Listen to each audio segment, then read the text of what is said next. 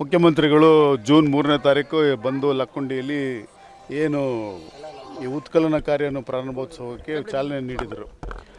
ಆವಾಗ ಇಮಿಡಿಯೇಟಾಗಿ ಹಿಂದೆ ಮಳೆಗಾಲ ಸ್ಟಾರ್ಟ್ ಆಗಿದ್ದರಿಂದ ನಾವು ಉತ್ಖನನ ಕಾರ್ಯ ಮಾಡೋಕ್ಕಾಗಿರಲಿಲ್ಲ. ಈಗ ಮಳೆಗಾಲ ಎಲ್ಲ ಮುಗಿದು ಈಗ ಬೇಸಿಗೆ ಬಂದಿರೋದ್ರಿಂದ ಈಗ ಉತ್ಖನನ ಕಾರ್ಯ ಸ್ಟಾರ್ಟ್ ಮಾಡಿದ್ದೀವಿ. ಇದು ಸ್ಟೇಟ್ ಆರ್ಕಿಯಾಲಜಿ ಡಿಪಾರ್ಟ್ಮೆಂಟ್ ಅವರ ನೇತೃತ್ವದಲ್ಲಿ ಜಿಲ್ಲಾ ಆಡಳಿತ ಮತ್ತು ಲಕ್ಕುಂಡಿ ಪ್ರಾಧಿಕಾರದ ವತಿಯಿಂದ ಮಾಡಿಸ್ತಾ ಇದ್ದೀವಿ.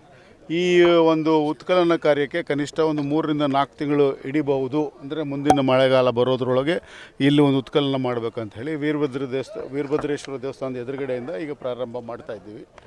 ಸೊ ಈಗ ಫಸ್ಟ್ ಒಂದು 10x10 ವ್ಯಾಪ್ತಿಯೊಳಗೆ ನಾವು ಉತ್ಖನನ ಮಾಡ್ತೀವಿ. ಈ ಹಿಂದೆ ಸ್ವಲ್ಪ ಮಣ್ಣು ಹಾಕಿರೋದು ಇದೆ ಮೇಲ್ಗಡೆ ಮಕ್ಕಕ್ಕೆ, ಒಂದು 3 ರಿಂದ 4 ಅಡಿವರೆಗೂ ಮಣ್ಣು ತೆಗೆದ ಮೇಲೆ ಆ ದೇವಸ್ಥಾನದ ಮಟ್ಟಕ್ಕೆ ನಾವು ಇಳಿತೀವಿ. ಅಲ್ಲಿಂದ ಆಚೆಗೆ ಉತ್ಖನನ ಕಾರ್ಯ ಅದು ಸೂಕ್ಷ್ಮತೆಯಿಂದ ಕೂಡಿರುತ್ತದೆ. ಅಲ್ಲಿಂದ ಆಚೆಗೆ ಸೂಕ್ಷ್ಮವಾಗಿ ಉತ್ಖನನ ಮಾಡಿಕೊಂಡು ನಾವು ಏನಾದ್ರು ಸಿಗಬಹುದು ಅಂತ ಒಂದು ಆಶಯ ಏನು ಇಟ್ಟಿದ್ದೀವಿ, ಅದರದ್ದು ಪ್ರಯತ್ನಗಳು ಆವಾಗ ಮುಂದುವರಿಯುತ್ತೆ. ಸರ್, ಏನೆಲ್ಲ ಸಿಗ್ಬೋದು ಸರ್ ಈ ಒಂದು ಉತ್ಖನನ ಸಂದರ್ಭಗಳು? ದೇವರಿಗೆ ಬಿಟ್ಟಿದ್ದು ದೇವಸ್ಥಾನದ ಕುರುಹುಗಳು ಇದ್ದಾವೆ ಇಲ್ಲಿ. ಇತಿಹಾಸ ಪ್ರಸಿದ್ಧ ಇದೆ. ಎದುರುಗಡೆನೇ ಒಂದು ಸ್ಟೆಪ್ಪಲ್ ಇದೆ. ಸ್ಟೆಪ್ಪಲ್ಲಿಂದ ಅಲ್ಲಿವರೆಗೂ ಹೋಗೋಕ್ಕೆ ನಿಖರವಾದ ಒಂದು ದಾರಿ ಇತ್ತು ಅಂತ ಹೇಳ್ತಾರೆ. ಹಾಗೆ ಅಕ್ಕಪಕ್ಕದ ದೇವಸ್ಥಾನಗಳಿಗೂ ಏನಿದೆ ಅಂಥೇಳಿ ಹಿಂದೆಯೇ ಕೋಟೆ ಗೋಡೆ ಇದೆ.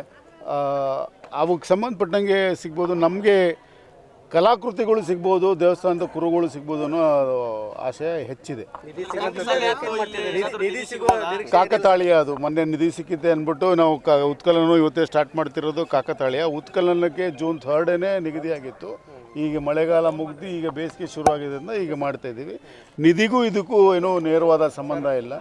ಭೂಮಿ ಒಳಗೆ ನಿಧಿ ಇದ್ದರೆ ಅದು ಸಿಗಲಿ ಅಂತ ದೇವರಲ್ಲಿ ನಾನು ಕೇಳ್ಕೊಳ್ತೀನಿ.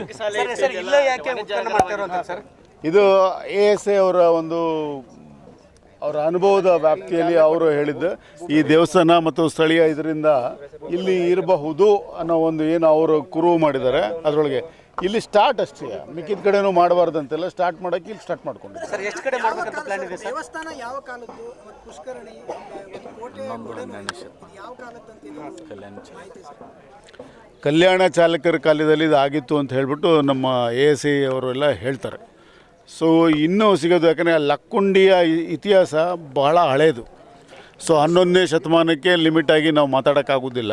ಇಲ್ಲಿ ನೀವೇ ನೋಡ್ಬೋದು, ಜೈನರಿದ್ದಾರೆ, ಬಸ್ತಿಗಳಿದ್ದಾವೆ, ಬೌದ್ಧರಿದ್ದಾರೆ, ಶೈವೈಟ್ಸ್ ಇದ್ದಾರೆ, ವೈಷ್ಣವೈಟ್ಸ್ ಇದ್ದಾರೆ. ಸೊ ಆಯಾ ಕಾಲಘಟ್ಟದಲ್ಲಿ ಆಯಾ ಪ್ರಬುದ್ಧಮಾನಕ್ಕೆ ಬಂದಂಥ ವ್ಯವಸ್ಥೆ ಇದೆ. ಸೊ ಅವ್ರವ್ರ ಕಾಲದಲ್ಲಿ ಇದು ಅತ್ತಿಮಬ್ಬೆ ಕಾಲದಲ್ಲೂ ದೊಡ್ಡ ಇದು ಅತ್ತಿಮಬ್ಬೆ ನಮಗೆ ಇಲ್ಲಿ ಅವ್ರು ಅನ್ನೋದು ಭಾಳ ಹೆಮ್ಮೆಯ ವಿಚಾರ.